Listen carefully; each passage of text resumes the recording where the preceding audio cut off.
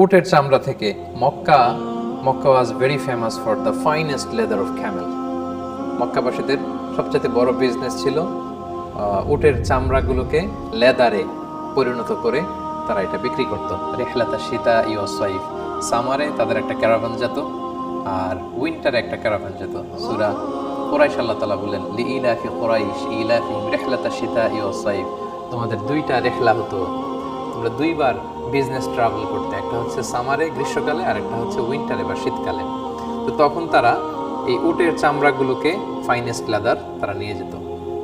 এমনকি মাক্কি যুগের প্রথম দিকে যখন আবিসিনিয়াতে, বর্তমানে যেটা ইথিওপিয়া হাবাসা, ওই এলাকাতে যখন নমুসলিম সাহাবারা ইমান বাঁচাতে হিজরত করেছিল, তাদেরকে ফিরিয়ে আনার জন্য আবু সুফিয়ান, আবু জাহেল কিছু কুরাইশদের নেতাদেরকে পাঠিয়েছিল এবং তাদেরকে কিছু উপঢৌকন দিয়েছিল এবং বলেছিল এই উপঢৌকন